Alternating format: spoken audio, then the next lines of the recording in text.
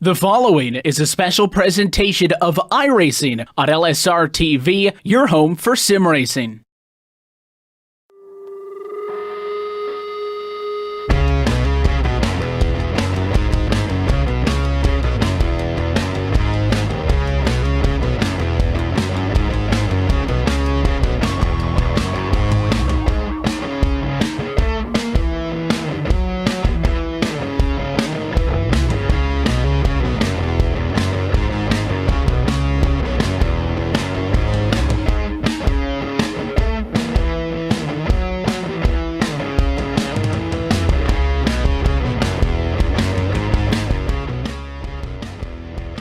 Good evening, sim racing fans, to one of the most famous short tracks around, the paperclip, Martinsville. And tonight's stars will be those of the Upstate Racing League White Knuckle Pro Late Model Series for tonight's running of the OnPitRoad.com 100, and we'll talk about them more as the night goes on. As always, we want to welcome you up to the LSRTV broadcast booth. I'm Austin Cute. With me today is Kelly Dahl, and bringing you all the action tonight with the camera angles, the replays, all of it is Cisco Scaramuza.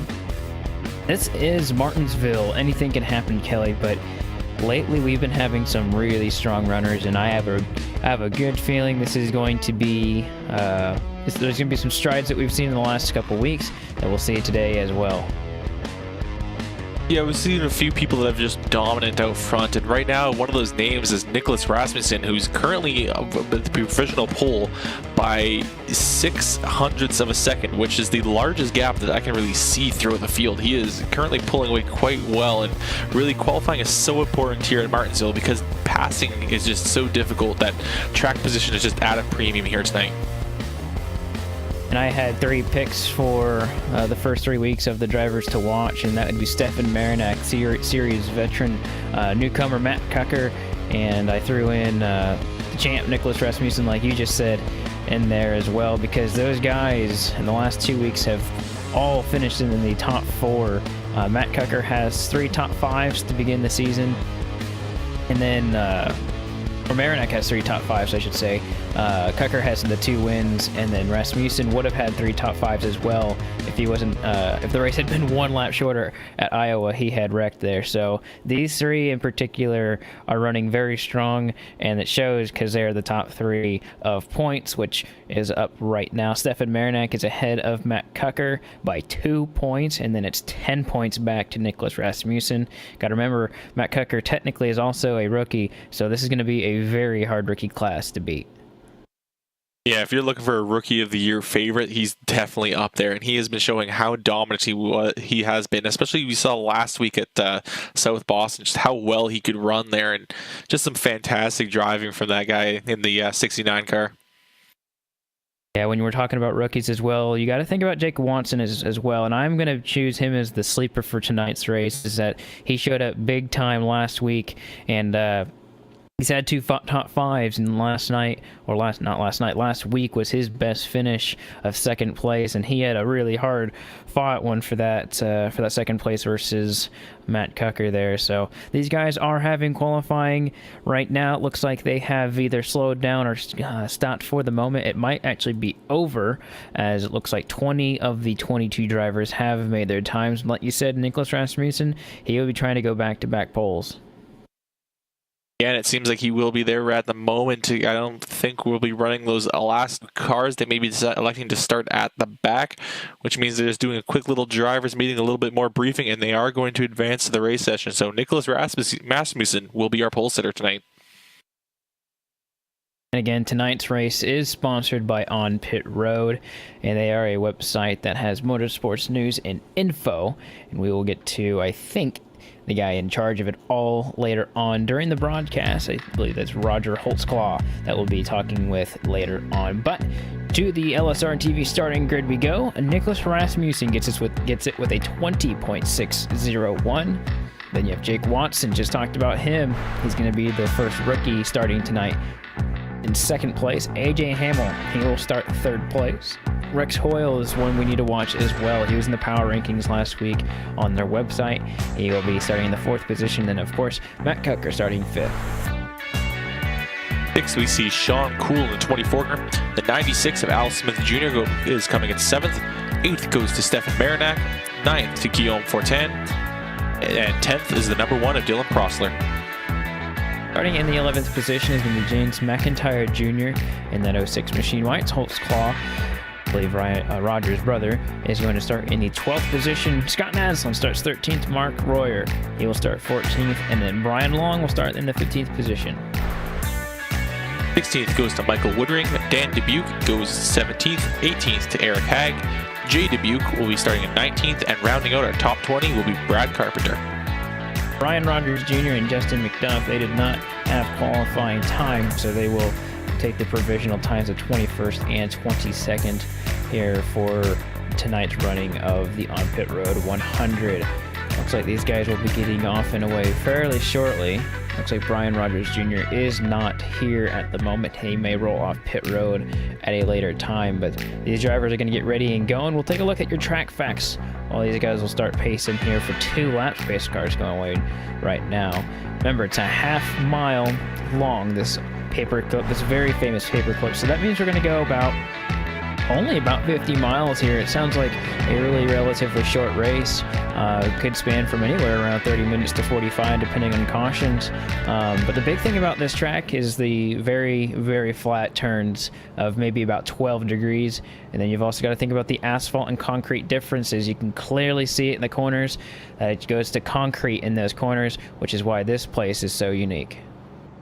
Yeah, it's also very difficult to get any sort of pass going on here because in the corners you really only have that one line. So you either, if you're trying to make a move on the outside, you've got to force that guy down onto the inside. And if you're trying to make any sort of move, you just have to get the better launch off the corner to be able to establish your position on the inside line and try to make a move.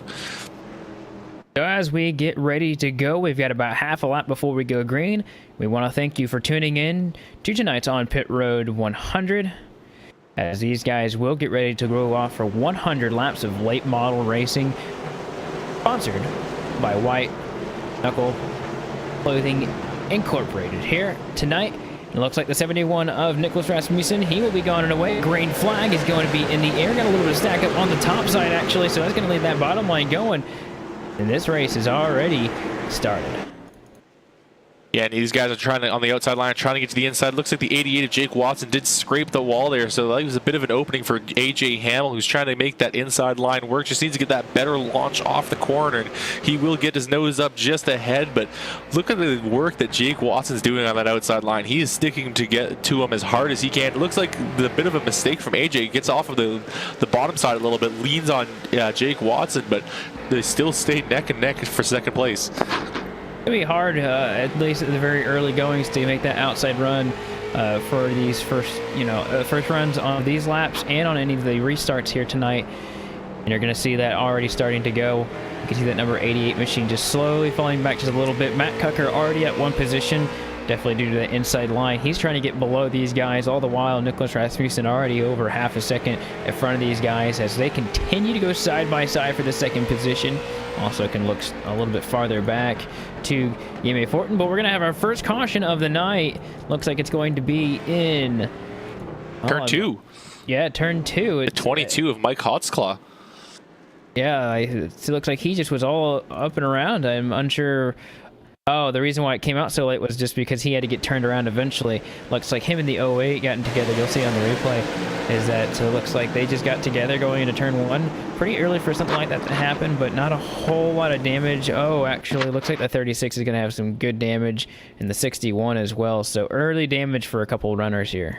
Yeah, the 36 just got hard to the back end of these 08 and just caused a lot of these drivers that were just nose to tail to just stack up and slam into each other. But a bit of damage for a lot of these drivers, but at least it is a short track. You can get away with having some damage. These cars are made to be bumping and banging, and you don't really need to rely on any sort of aerodynamics really when you don't really have, you're not really getting up to speed for the aerodynamics to really make much of a difference. Yeah, Mark Royer is actually bringing that car down pit road as we speak. He was involved, and then Dan Dubuque, and Brian Long, they were some of the guys involved in that accident, and I think perhaps Justin McDuff got some rear end damage, but it doesn't look like his car is pretty clean. But they're going to come down pit road. Remember, if the jacks come up, they can only use 4 total tires, but they can only put the jack up twice. So if they put the right side jack up and they don't put any tires on, they basically just wasted the opportunity to put 2 tires on. That's how this series works. But they're always allowed to come down and get some damage repaired on these machines. Yeah, and it's really, they're going to try to use as much time as possible to bring the hammers out, but with the way these tracks are, you do not have much time before you go down a lap. You're going to have enough time to get into the pits, stop, and maybe take 5-10 seconds of damage repair, and then you're immediately trying to get back out before that pace car passes you around, because once you go down a lap here, it's very difficult, almost nearly impossible to get that lap back. Yeah, and speaking of being a lap down, Mike Holtzclaw, he is already 1 lap down just due to being spun out, and he actually did not get that much damage on his machine, but he had to get that machine turned around, and by the time he did it, the track was not clear to be raced on, and the iRacing service had thrown the yellow flag on lap number 3. So kind of unfortunate for him. He'll go to the very back of the field, but in a way, it's going to be one of the safest places to be, is at the very back, just letting these guys go at it. He's going to be racing absolutely nobody at this point, just because he's going to be a lap down. Yeah, but at the same time, he's got that whole field in front of him. If something happens, he's got to get on those brakes quickly. As we saw, a few of those drivers immediately got stacked up as Holtzclaw was spun around, which caused a few of them to get into each other and cause some pretty heavy damage. So if he's going to be back there, yeah, he may not be bumping and banging with the rest of them, but it's going to be difficult if anything does happen in front of him. Looks like the iRacing official pace car's lights are off. We will rack them up, double file. And I actually stand corrected. We do not have tires at this speedway tonight, so no tires tonight for these drivers. Only fuel and damage repairs, so they'll be on these tires all night long. 71 and Nicholas Rasmussen had a great jump and a great start. Well, last time he gets equally a good jump over these guys again. And we will go racing once again on lap number 10. Oh, no, the 88! How did he hold on to it? That car I saw that coming. I saw that coming. I knew that he was going to dive it down in the corner, and I saw that the 18 was not going to back down. AJ Hamlin, the 88, definitely got into each other right there. And I don't know which one was the cause, but it looks like the 88 thought he was clear, and 18 was already there. And I think if you're the 18 at this point, you just got your nose cut off really early in this race, and you may not want that to happen again. So 1888 going at it just a little bit. They've already got fighting behind them. Looks like Matt Cucker's trying the outside lane. Looks like the 96 comes up just a little bit here. Yeah, those two cars fought it out, and it looks like Matt Cucker will take the position. So Matt Cucker moves up to 4th, and he's already going after AJ Hamlin. He's trying to see if he can find himself a move there. Looks like he's just back in the field. There's a car that went high up the track, but with no problems just yet. The 18, actually, of AJ Hamlin starting to lose some ground on Jake Watson. Now that Jake's been able to get himself into a groove, he's starting to really get himself rolling. Yeah, you're right about that. He is losing a little bit of time on Nicholas Rasmussen, the leader, but he is pulling away from AJ Hamlin, which I think is equally as important to note, just because of the fact that the battle between the 18 and himself earlier on was definitely slowing him down as it was. And something I really want to note already is, since we aren't getting any tires, these guys are going to be on them the entire night. And the lines that these guys take are going to be oh so important. Also as important is how you take care of the 88 with that right side sliding that he did just on that restart is not going to be helpful at all to his benefit for any reason in particular. So think that the 88 is going to be just fine for now, but if he has another run-in with those right side tires, or just all of his tires in general, he's going to have quite the issue on his hand. Looking throughout the field, looks like the number 50 of Rex Hoyle and the 33 of Scott Naslund, rookie. They're going side-by-side battling right here. Looks like Scott Naslin's going to power it in on the inside right here, trying to get around the 50 and the number 1 right here. Yeah, it's going to force Rex Hoyle to go a little bit high, give up the position. Not quite clear just yet. Scott Naslund hasn't cleared him, so Hoyle has to do his best, but Hoyle's going into those corners too hot, sliding himself way up the track, and that's going to give that position now up to Scott Naslund. As soon as we took our eyes off the battle for third, it changed. Looks like Matt Cucker easily got around the 18 of AJ Hamill, and those two have quickly solved that little racing deal from earlier on. And it looks like AJ Hamill may have some issues on the right front. Other than that, he looks fine. The battle behind him is what I'm looking at right now. Sean Cole just got around Al Smith Jr. not too long ago. 24 is looking on the tear right now. He's gone up a position or two from the beginning of this last restart, getting around the 96 just now, but he looks really fast. Every time I see him go into the corner and out of the corner, he's really close to that 18 of AJ Hamill. Yeah, but just in front of them, Matt Cucker has actually caught up to Jake Watson and starting to get up to his bumper in these corners. So Matt Cucker not wasting any time, trying to see if he can get a chance to chase down Nicholas Rasmussen, who's opened up a 1.4 second lead over Jake Watson at the moment. So some great driving from Rasmussen at this time, because he is just rolling away from these guys. I have a feeling that he won't make that lead too much bigger. In fact, he just lost a little bit to Jake Watson. What you can do if you're in that position, as we know, Kelly, we've seen it in the past, is that leader can definitely just set the pace. But if you get too far out, if you push your car too much, you'll waste the opportunity you have to save those tires. And so I think Nicholas Rasmussen backing off here, maybe just a little bit, maybe waiting for those two drivers behind him to fight. But right now it looks like he got that interval back, so he's back to 1.5 seconds. It's a big gamble what you're doing here in these races to really be aggressive early going, because if a caution comes out, you're reset with the field, but your tires may not. And that advantage that you have being Nicholas Rasmussen on time may not be equivalent to the advantage you have on tires, as he's continuing to pull away just a little bit on Jake Watson. But at the same time, he's not having to battle anyone for that track position, which really is what pushes your tires a bit more. If you're trying to force that car to stay down on the inside line, and instead of just like naturally letting it go to the outside, you're going to put a lot more stress on those tires and wear them down a lot more. The fact that he can just roll easily along the line and not have to battle anyone will save his tires over Jake Watson, who is door to door with the 18 for so many laps. Yeah, battle for second continues to start getting closer and closer.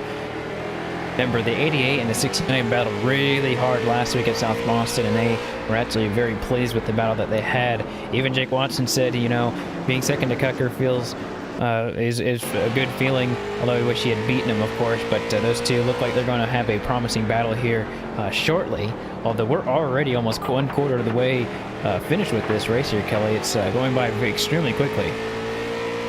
Yeah, only 100 laps here tonight at Martinsville, which is only half a mile, so that was up to just 50 miles that these guys are going to be putting down on this racetrack, and that's another reason why they only have this one set of tires here tonight. They're not going as far, so they aren't going to get that second set of tires as they normally get.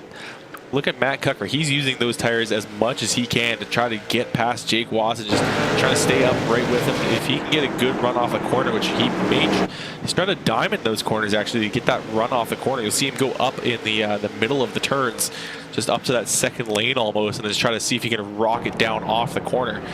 As you see again, he comes up the track on that the entry, and then off the corner, he just dives to the inside. And that was something he was doing a few times at South Boston. There he goes to the inside. He's going to try to make the move on Jake Watson, and Jake is just going to let him go.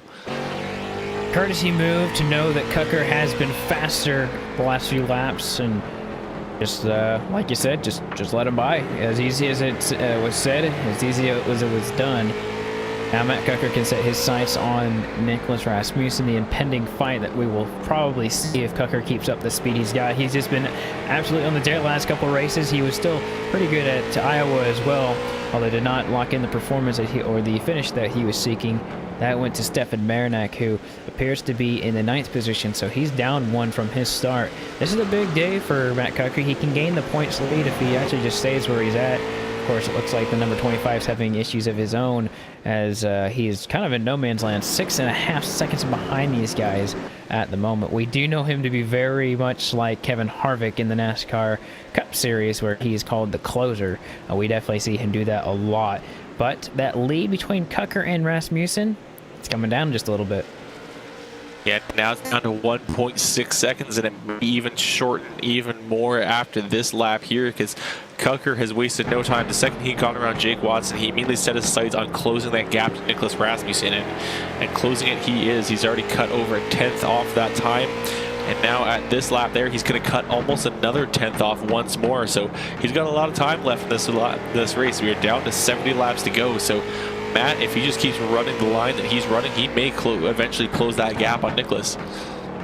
It is a very sizable lead that he's got on him. He's just made everything, he made that restart really matter. He made the start of the race matter almost just as equally as well, doing what he does best and just being extremely consistent. That's what Rasmussen did the last season to get that championship. And he's continuing to put a lot of time on these other drivers as well. If you look at the interval between himself and Matt Cucker, it's stabilizing, coming down just a little bit, really. But when you look at all these other drivers, I mean, he is just putting on a blistering pace. And start looking throughout the field, you know, we have some couple battles between drivers here and there, but these guys are really spaced out. When you put 21 cars on the half-mile track, you would expect them to be pretty bunched up, but these corners are so much of an entrance and exit kind of track that you can gain and lose so much speed here, and we're definitely seeing that. Looks like the battle for the 9th position between Naslund and Hoyle. They've been battling for quite a while, actually, this race, and looks like they are going to continue to look at going for each other's position here. Yeah, they've just been constantly going back and forth for the last maybe 20 laps or so. So those two are definitely evenly matched here tonight. Looks like Hoyle's just gonna kind of look for another gap. He got up quite a bit to the pretty close to the bumper of Naslund that time around, but just couldn't quite find a way around. And maybe just got on the gas a little too early, got right up to that bumper and had to let off. But Hoyle's still trying to attack Naslund. Those guys are really kind of working those tires, and they're gonna have to be a bit mindful of what they've got underneath them.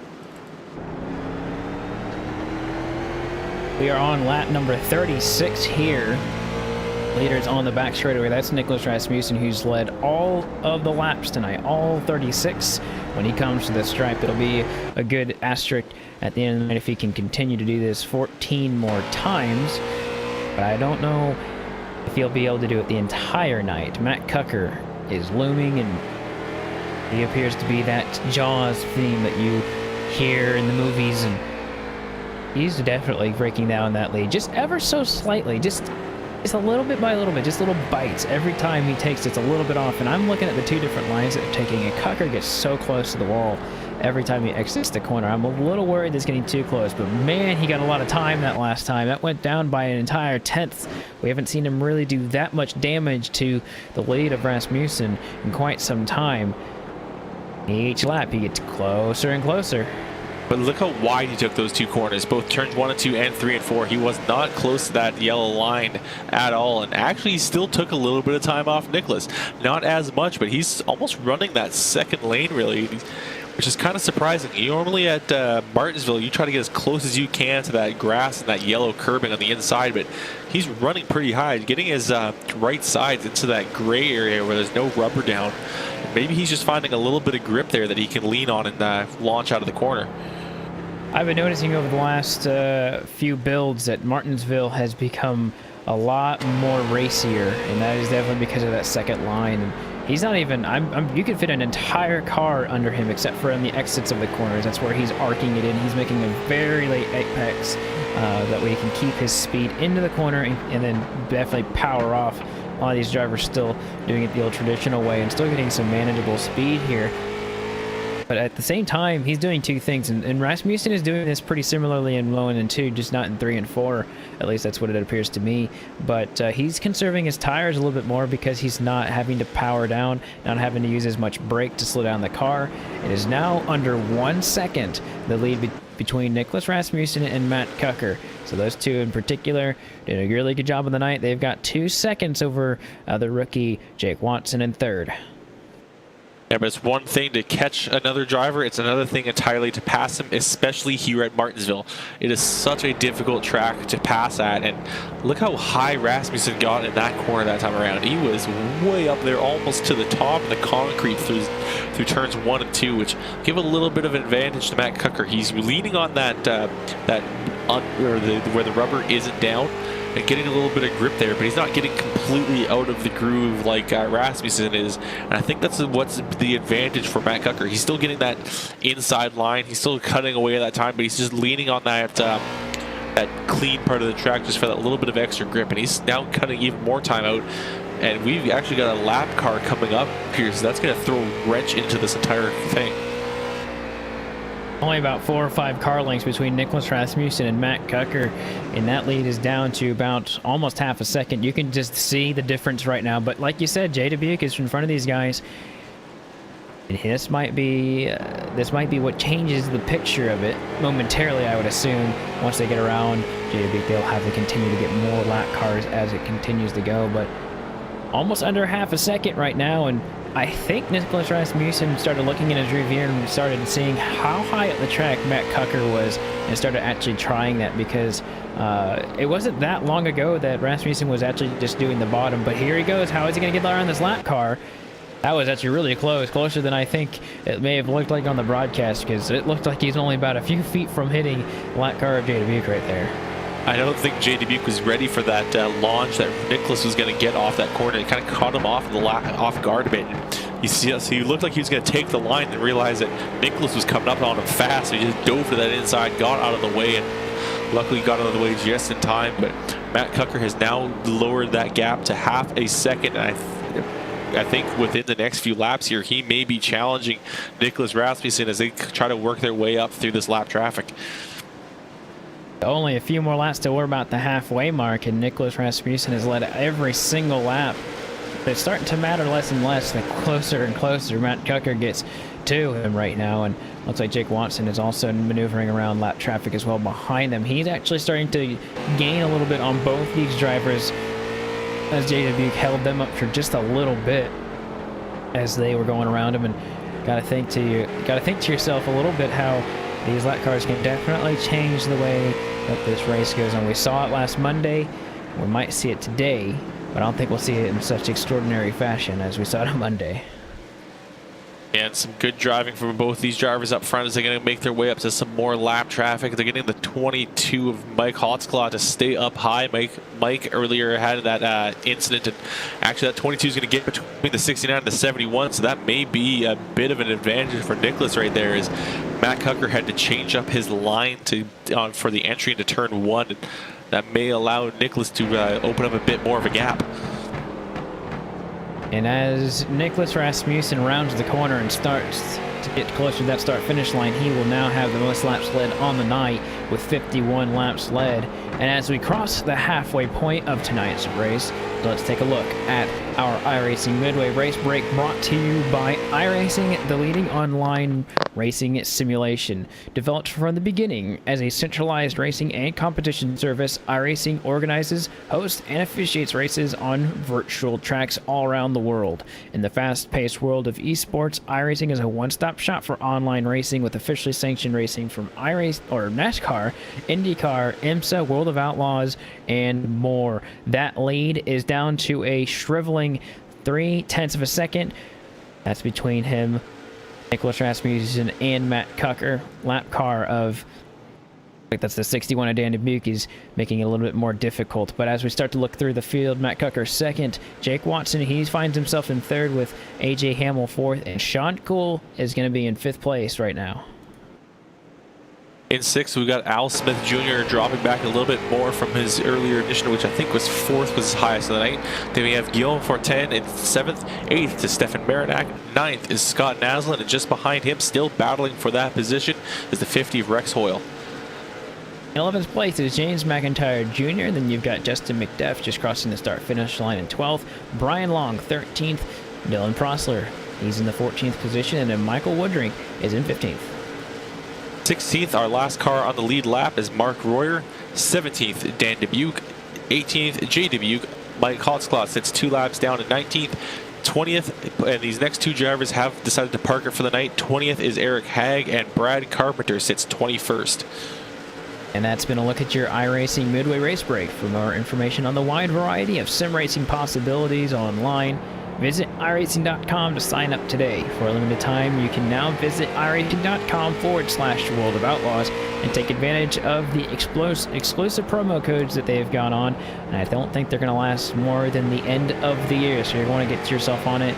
You can get an iRacing membership for 1 year for half off, or you can simply try it with a 3-month membership for less than $5. Remember, that's on new memberships only. Again, that's iRacing.com/World of Outlaws. And during that short little spree, we had about 6 laps of racing between Knuckle and Rasmussen, and Knuckle is absolutely right there, ready to pounce on the 71 of Nicholas Rasmussen should the opportunity presents himself. And yes, he gets right into him, right in the middle of the corner, lets him know he's there.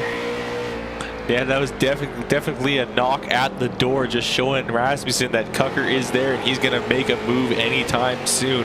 They know they're on the downswing of this race, on just entering lap 69, and Matt Knuckle has got to play his cards right. He's got to use that the lap press to his advantage, because look who's coming behind them. Jake Watson has cut nearly 2 seconds off of these guys and has now closed that gap to make this a three-way battle. And Matt Knuckle nearly gets into the 71 again, so Knuckle now starting to feel the pressure from Jake Watson, and he's trying to look for a way around before he gets past himself, as now they're trying to move to the inside of that lap car, the 36. Yeah, 36 is being a slight obstacle, and yeah, he slows down the 88 of Jake Watson. This is becoming a 3-way battle for the lead. Jake Watson is going to try and take this opportunity to make himself really a factor in this one, as Nicholas Rasmussen continues to defend Matt Knuckle. Like you said earlier, it's one thing to catch a guy, it's another thing to pass him. You saw the 69 get into him, and I don't know if it was intentional or not. They both get up on the radio, and I don't know what they had to say to each other, but I'm sure it was Knuckle being a slight bit apologetic. I don't think he meant to get him into the corner, but he definitely got into him, did let him know he was there. But this is still relatively early on, even though he could still get the lead, and probably, I'd say that 69 has the car to do it, pull away. Yeah, but that's the thing. Oh, he took a hard shot. A hard shot from the 88 will actually push the 69 into the 71. So Jake Watson just getting into that corner a little too hot, slamming into the back of the 69 car as they try to make their way around some more lap traffic. So this is definitely a 3-way battle. If Matt Knuckle makes the wrong move to pass for the lead, he could easily get passed up by Jake Watson and lose his chance here, because track position, as I mentioned earlier, is at an absolute premium here. If you lose a position, it is very hard to gain that position back, because it's just so difficult to pass at this track. And Matt Knuckle again leaving up a bit of a gap, and Jake Watson trying to see if he can take that gap and make his own attempt to go after Nicholas. There's no room for error, and looks like the 69 of Matt Knuckle is leaving no room on the outside. They are going to go side by side just for a little bit. Matt Knuckle had got the outside line hooked up. We saw this happen. The 71 starts to move him out of the way, and he's going to put Matt Knuckle almost in the wall. He's going to put the 88 in a good position to take advantage of it. Right now, the 88's going to get on the bottom. He's going to hit the 71 out of the way. He's going to get on the inside of him, and he's going to push himself in. Oh, no! They're all going to wreck, but they all stay forward. Now the 71 spun. The 71 is coming around, and that's going to bring out the yellow. And oh man, the 71 did not want to let that one go, but the 88 was pushing him out of the way. And to be honest, that 71's rear end just went out so quickly. And I'm looking at all three of those cars, and I'm not really sure how that happened, why that happened, but the 71's left rear kicked out. Well, right rear just kicked out so much. And to be honest, I'm not sure how the 88 kept his car straight either. I think that may have been a case, a little bit of net code happening to that 71, because as you mentioned, they were door to door, and suddenly just the 71 is just sideways out of nowhere. So just some bad luck for the 71 of Nicholas Rasmussen. He's moved back now to 9th position. He's being scored at this moment. That's going to give up the lead to Jake Watson. And to his outside will be Matt Knuckle on this next restart.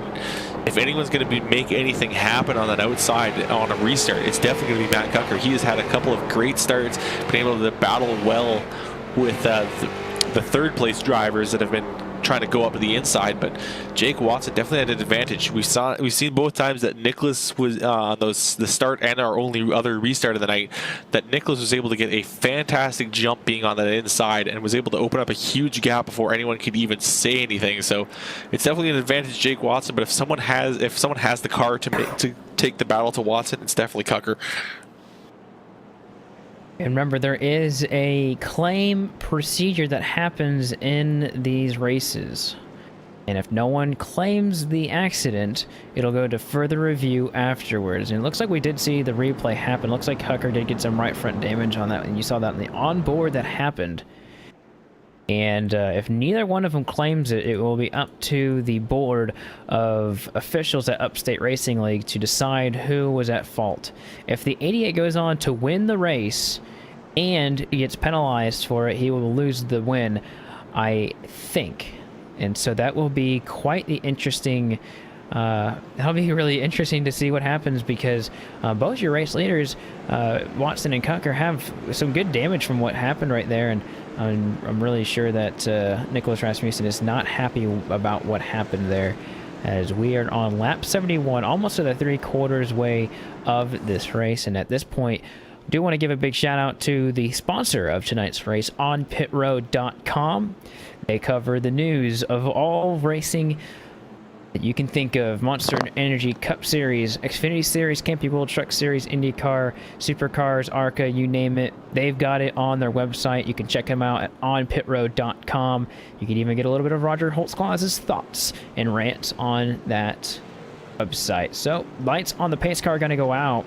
No one claims the caution, so it will have to go to further review. I'd say it's going to be really difficult to find a someone that's particularly at fault. That was really just, in my opinion, hard racing that 71 didn't want to give up. The 88 wanted to just have that position.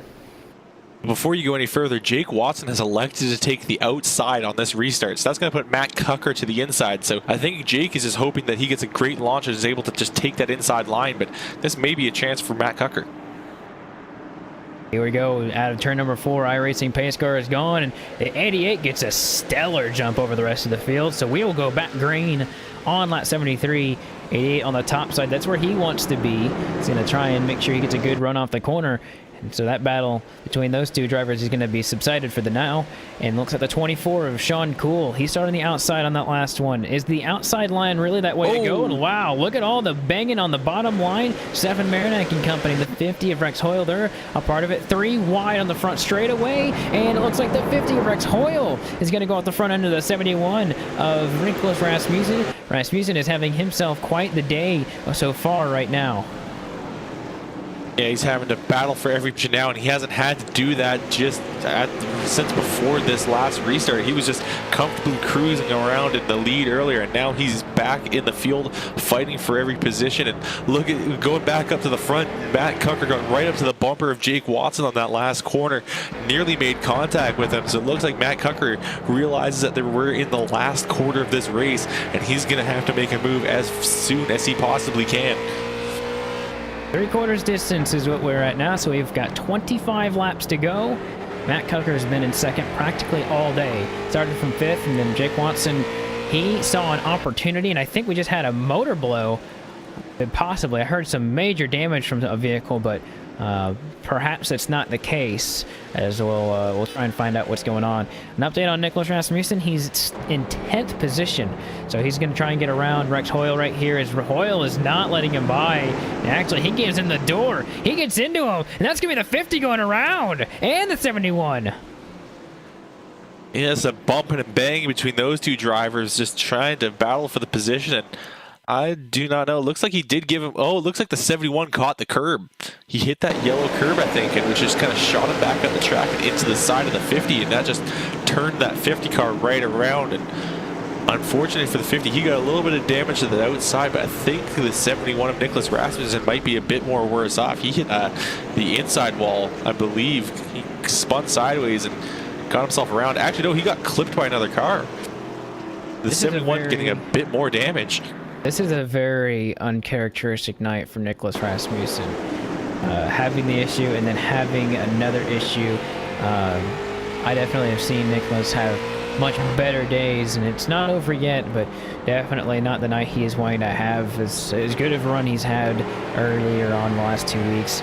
Done a really good job. In particular, last year's champion, of course, I think a hard person to dislike, but right now he's having a hard time of just getting around the course. Has led the most laps, and I may have put a commentator's curse on him by saying that earlier, but definitely something that he wants to do is just salvage a good finish, because right now he can only lose one more position before going a lap down. That's 14th to the guy who just got involved in the accident with him, who's going to be in 15th. Looks like Jay Dubuque just got his lap back, so he could fall to 15th before the night's over. But definitely this race has tuned up to be quite different. I think we saw this in the race we covered for these guys earlier, that the first half of the race was relatively mellow, and then the last half of it was crazy. Yeah, everyone's realizing this race is coming to a close, and it's coming to a close quite quickly. We're down to just 20 laps to go next time they cross the stripe, and really if we keep going to the yellow, it's going to cut into a lot of time these guys have. And I think they're also realizing that our laps are only 20 seconds long. Just because it says that we've got 20 laps to go doesn't mean we've got a lot of time.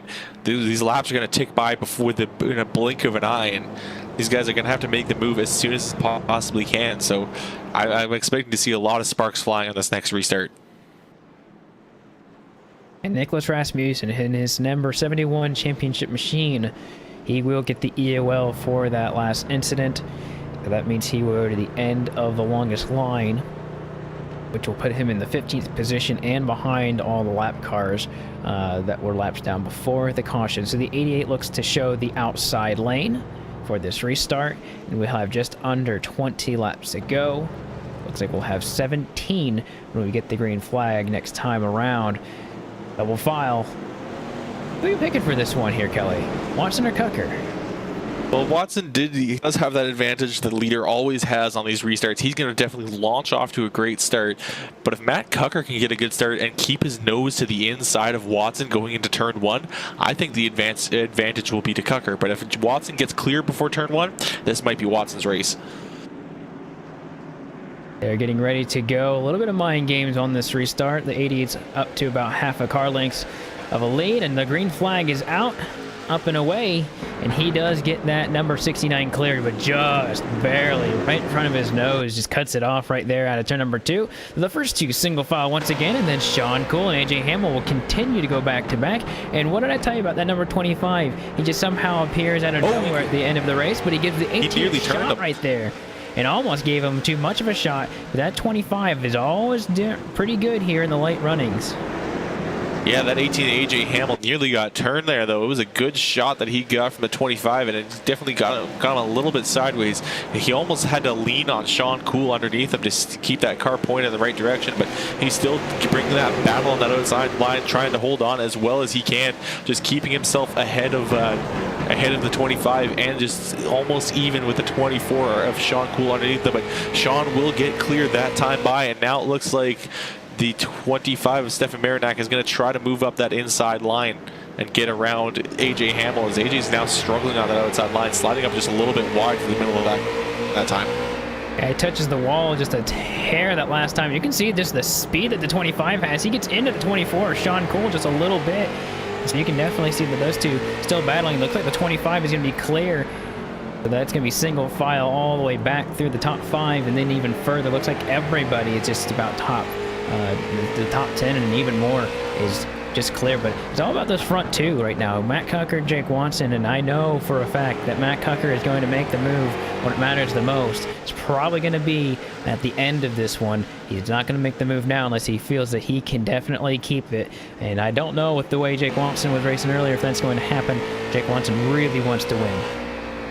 Yeah, and Matt has just been trying all these different lines these last few laps, just trying to see if he can find any sort of advantage that he could have over Jake Watson. But I think Jake has just found the line that he's comfortable with and the line that he can run his absolute best laps on. And Matt is just trying to find some sort of answer that you could have to that. And it may be just a thing of maybe one of them's got a little bit more damage than the other, or maybe Matt's just worn out the tires a lot more from chasing down chasing down Rasmussen earlier, but it looks like Jake Watson is just keeping Matt just an arm's reach away from being able to go after that lead. I think it might be possible the 88 has just enough right front damage that he might be showing shades of Dale Jr. in 2004 here at Martinsville, when that right front didn't have any fenders covering it, and the air was actually able to get to it and cool it off. Unsure if that's happening with him or not, but that definitely could be a factor between himself and the 69. But Matt Cocker, like you said, is continuing to get closer and closer. I think a little bit more edgy as he gets into the corner. We're now down to 10 laps to go here as Jake Watson and Matt Cocker do battle for this lead. And I have a funny feeling that the 69 of Matt Cocker is going to have to move Jake Watson if he's going to try and get this race win. He's either going to do that, or he has to find a way to get an absolutely phenomenal launch off the corner, because you can't beat someone to the entry. You have to be able to beat him off the corner to be able to set up that pass for the next corner. You can't just suddenly come into that corner and just try to dive to the inside, because it's just not going to work. You're gonna, actually Matt Cocker tapping the wall there, but if you just dive to the inside, you're probably just going to get into the back end of the 88. So look at Matt. He's going to go a bit higher and try to arc that corner a bit more, seeing if he can get a good launch off the corner to go after Jake Watson. But Jake still holding that exact same line and running some fantastic times, just keeping Matt just far enough back that Matt really just can't try to form any sort of offense against Jake. I wonder if it's possible that maybe Matt Cocker has used up all of his stuff as he is continuing to just kind of be lingering in the distance. Not much time left for the number 69 of Matt Cocker to make a move, and you've got to be there in order to make that move. Right now, he's not in a position to go make a move. He's in a position to make a bump and run, but he's not in the position to go to the outside or the inside. He's got to get a little bit closer, and I think he has enough time to do it. We'll have 6 laps to go at the line right here, but he's got about 2 car lengths, and Watson has been just really consistent throughout the entire night, and saw an opportunity. And you can even see the 69 get on the curb right there, trying to just get some extra speed as he's coming out of turn number 2. And I don't know if the 69 has it right here. We're going to come to 5 laps to go here. I don't think he's even close enough to do a run. Like you said, he's just a little bit too far back. He's now sitting at 3/10 back on that last lap. And the only way that he could bump and run is if he just went no brakes into the back of Jake Watson. That's just not something Matt Cocker's going to do. I don't think that's anything anyone in this league here would do. So Jake Watson just keeping Matt Cocker far enough back that Matt can't do anything at this point. And I think he's moving even further back. So some great laps being put down by Jake Watson. And I think Matt just might be out of rubber. I don't think he's got the grip underneath him anymore. There's a few laps left in this race, getting closer and closer to this last dash effort, I'd say, that Matt Cocker has. I don't think he's got the opportunity, at least right now, but you've got to look for that battle for third as well. Sean Cole's holding off Stefan Marinak right now for position, and Marinak has some really good right front damage as well. Looks almost exactly like the same amount of damage that Jake Watson has. Between these two, it's almost as equal of a battle as those guys up front. It looks like Matt Cocker's actually going to throw the inside move. Not going to be there quite yet. We'll have 2 laps to go. Throw those popsicle sticks in the air. Matt is trying absolutely everything. He's diving down to the inside of the corner, trying to see if he can get himself just his nose up to the inside of Jake and prevent Jake from arcing the corner like he's been doing. But this may actually be a chance for Matt. He's going to dive to the inside. He is going to get to the inside of Jake this time around. So Jake will not be able to get the launch off the corner that he has the last few times. White flag in the air one more time around the track. 1 more lap to go, and Matt Cocker appears to have a really good shot at getting him, but he does not have the push off of corner number 2. He's going to have to try something big in turn number 3. Look at him to go to the inside. Matt Cocker in turn number 3 goes to the inside, but does not look like it'll be enough. And Matt Cocker will not be able to get Jake Watson. Watson will win the 4th round of this Pro Late Model Series. Yeah, it was a great move that Matt tried to pull off there. I could see what he's trying to do. He's trying to prevent Jake from just arcing the corner and getting a run off the corner, but Jake's still able to find that grip on the outside where I believe it may have just been too rubbered up on that inside there, or maybe the track itself was just too warm on the inside and Matt couldn't quite get the grip and launch off the corner. But some great driving from both of those drivers there, and each one had their own strategy. Each one executed the strategy the best that they could, but some good driving throughout the night for Jake Watson will earn him the victory. He will get first That'd be Jake Watson, Matt Cucker, and Sean Cole. We'll go through your LSRTV full field rundown as your favorite drivers and see where they finished out the night. Watson first, Matt Cucker second, Sean Cole gets another good finish, and he's going to be in a good position to really rack in some points. And then you've got Stefan Marinak finishing fourth, and AJ Hamill finishing in the fifth position. Sixth goes to Al Smith Jr., seventh to Scott Naslund after some great battling between him and the 50 of Rex Hoyle. The 20 of Justin McDuff finishes eighth, ninth to the 08 of Brian Long, and James McIntyre Jr. will round out the top 10. Michael Woodring would finish out the night in 11th. Rex Hoyle rebounded to 12th, and Jada Buick finished 13th. And right in front of the leaders was Nicholas Rasmussen, who finished 14th. Dan Buick finished 15th, one lap down. 16th, we'll see Mike Hotzlaw, one of our first drivers to get spin throughout the night, just couldn't recover after that. Guillaume Fortin finishes 17th, 18th to Mark Royer, 19th to Dylan Prosler, 20th to Eric Hagg, and rounding out our 21-card field for the night will be Brad Carpenter.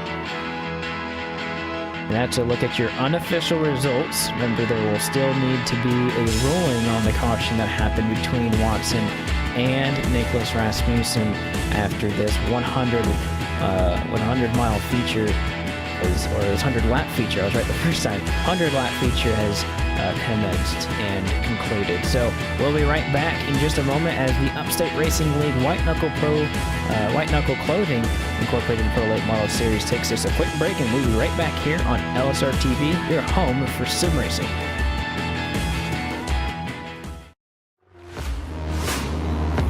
Hi, I'm Ryan Priest. I'm driving the number 20 JGR Toyota Xfinity car this weekend. Really great opportunity here at New Hampshire at my home track.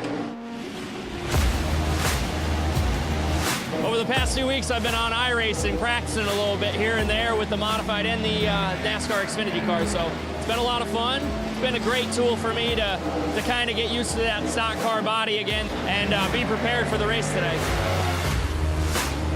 Well, yeah, it's a mile long, so the draft kind of plays into effect here with the modifieds, punches a big hole in the air, and we run restrictor plates. So it makes a big difference. Just really fast, and it's our Daytona. So that's what's great about it, and we have a fast car for tomorrow.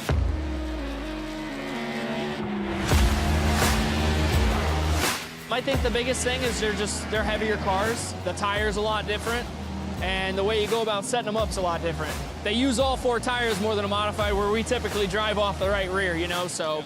Well, actually, it's funny. I raced NASCAR race in 2003 before iRacing came about. And then when iRacing came about, my friend Kevin Iannarelli, who works at iRacing, kind of told me, hey man, you need to switch over to this. And when I did, I was like, oh my God, this is like real life. So I started using it as a tool of mine to really prepare for modified races, whether it was Stafford or Thompson or Loudon, Bristol. And then obviously the Xfinity Series last year, going to road courses, trying to get laps, and use it as a tool that can get me as prepared as I could be without actually doing it. So it's been great.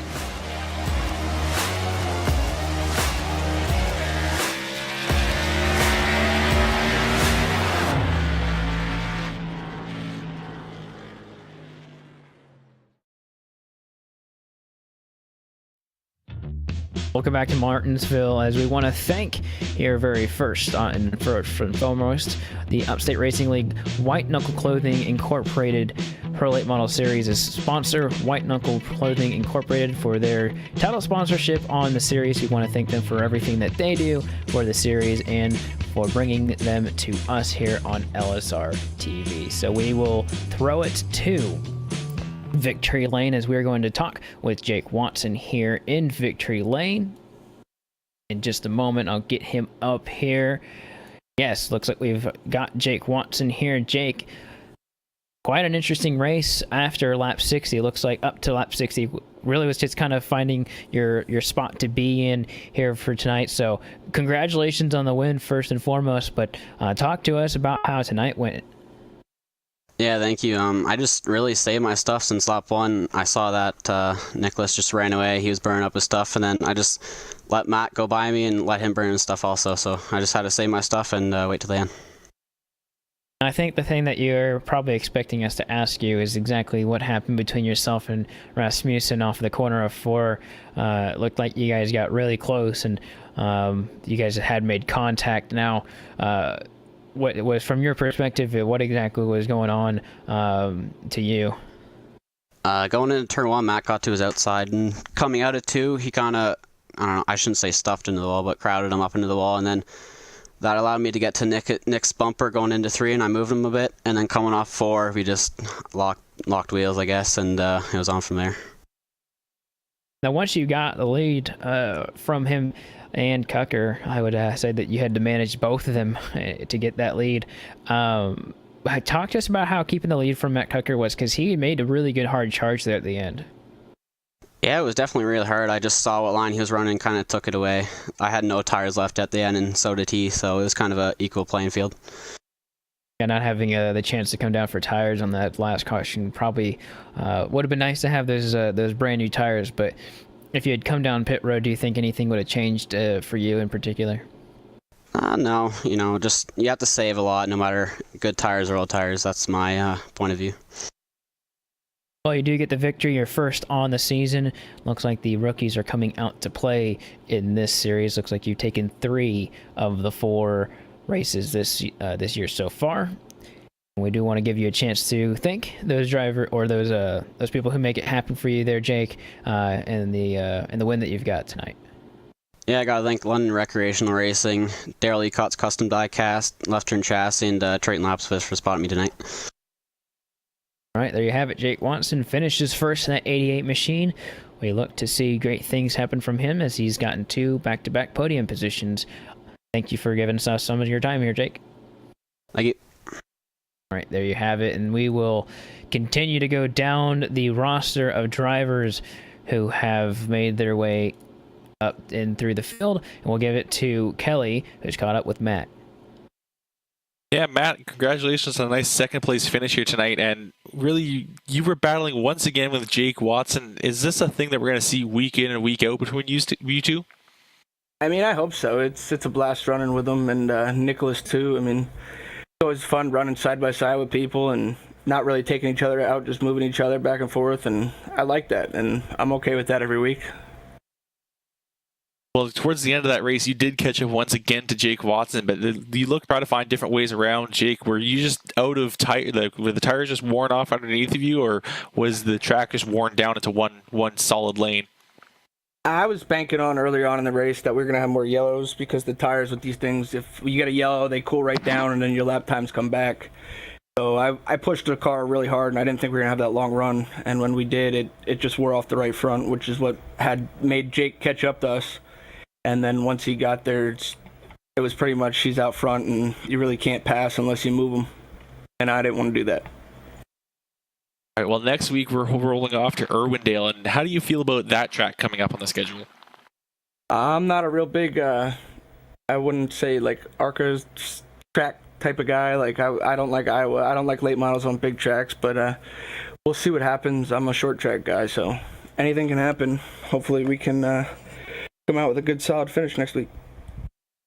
All right, well, you did well last week, did well this week. You, I think, know the drill by this point. We're going to give you a moment to thank whoever you need to thank for getting these finishes.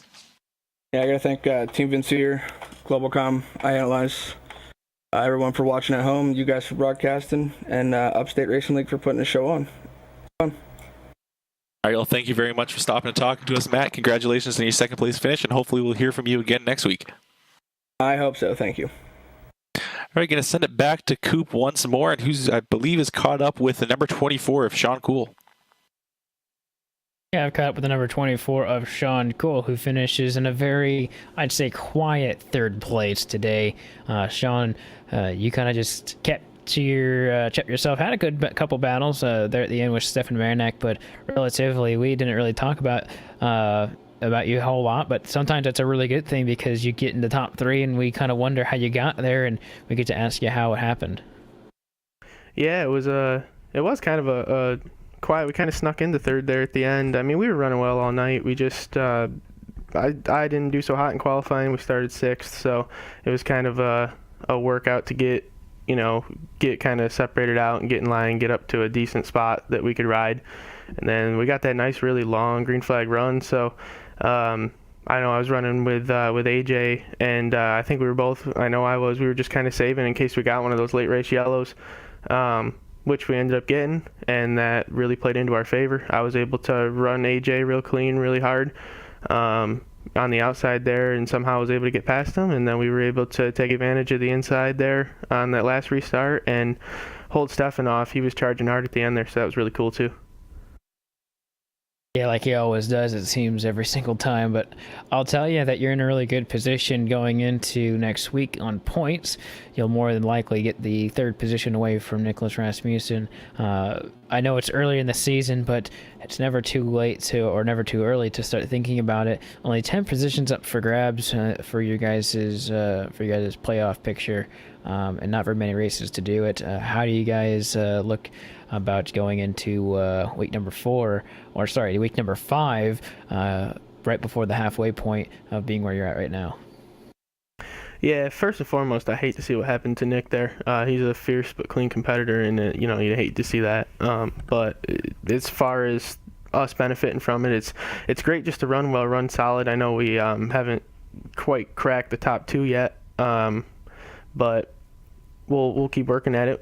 We got some speed at a lot of these tracks coming up. I've had some pretty decent races there in the past, so we're looking forward to it. But as far as how we look in points, it's awesome just to have build the cushion going into the chase, keep that pressure off, and run for wins. Keep getting better at these tracks, and really see what you can do when it comes to those last 5 races, and go for it. Well, as always, it is a pleasure to talk to you. And before we let you go, who makes it happen for you in the number 24 machine? Well, we had breast cancer awareness, Pink Ribbon Riders on the hood last week, the Race for the Cure, and we had Skidoo on the hood this week. So it's been great to have them on the hood. They're always two good sponsors and causes that are near and dear to my heart. So those guys are to thank. We also want to thank, obviously, Al Smith Jr. for putting on this league. It's phenomenal. I mean, the racing that we had tonight was spectacular. And for at least the drivers, I hope it was for everyone watching.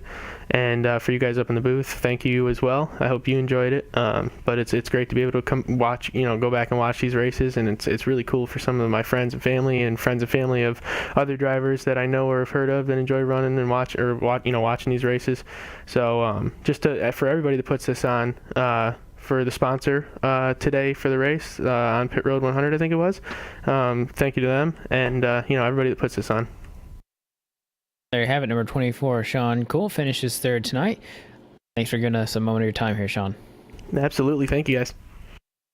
All right, you've heard from your top 3, and now you hear our final thoughts of the night. And I'll tell you what, you got a little rough there for a little bit, and I think I liked what Matt Cucker said. It was a little bit of pushing, but I don't think hearing what he had to say, I don't think he ever felt there was anything wrong going on or anything that was malicious by any of the racing. It was just hard racing. I still feel that we may hear a call on the turn before. Of course, there might have been somewhat of an issue there with the internet deal with the car, but other than that, if there is anything, we will let you know next week, of course. But other than that, I mean, it was a good, clean race between most of those drivers. Yeah, it didn't look like anyone really lost control of their tempers, which is something that can easily happen at Martinsville. As mentioned, it's difficult to pass. One of the easiest way to pass someone is to move them out of the way, but it looked like everyone was trying to find that line that could just slip up underneath someone and get a good launch out of the corner. And I'm really thankful for that. It's always good when you see people deciding to try to race each other instead of just going out there and playing bumper cars. But there's some great racing, especially between Watson and Cucker, as you've mentioned many times tonight. Those guys battled hard even earlier on when they were also up against Rasmussen. I think that was probably the highlight of the night when we had that 3-way fight for the lead that we had going on there. As we close the night with Jake Watson getting the win, I do want to thank all of our sponsors of the series on pitroad.com for their sponsorship of the race, and White Knuckle Clothing Incorporated for their title sponsorship of this series. So from all of us at LSRTV, we'd like you to stay in the know about LSRTV things, so go to livesimracing.com to keep in touch with all of that. and more on the way. So from all of us in the booth, myself, Austin Coop, Kelly Dahl, and Cisco Scarmuza for bringing the broadcast picture to you, we want to thank you, and then we also want to thank those who make it possible behind the scenes, Evan, DJ, and Laura. And before we let you off, we do want to thank you once again. So we'll see you at the next track, and that will be at Irwindale for 127 miles.